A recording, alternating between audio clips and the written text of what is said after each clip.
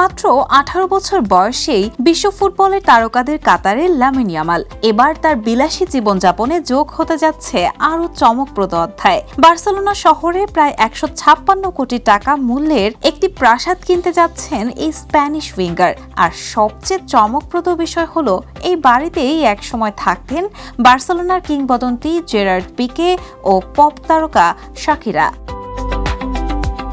প্রায় 3800 বর্গমিটার জায়গার উপর নির্মিত এই বিলাসবহুল সম্পত্তিতে রয়েছে 3টি ভবন, ইনডোর ও outdoor swimming pool, tennis court, gym, একাধিক খোলা চত্বর, এমনকি রেকর্ডিং স্টুডিও। বাড়িটির দাম প্রথমে ছিল প্রায় 200 কোটি টাকা। পরে একটি ভবন বিক্রি হয়ে যাওয়ায় দাম কমে দাঁড়িয়েছে প্রায় 156 কোটি টাকায়। তবে বাড়িটি নিজের পছন্দ মতো সাজাতে সংস্কারেও মোটা অঙ্কের অর্থ খরচ করতে চান ইয়ামাল।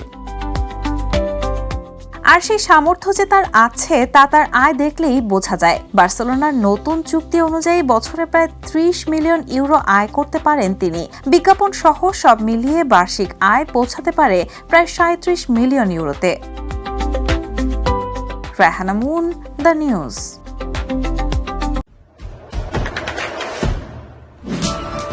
দেশে দেশে সবার সাথে, দ্য নিউজ।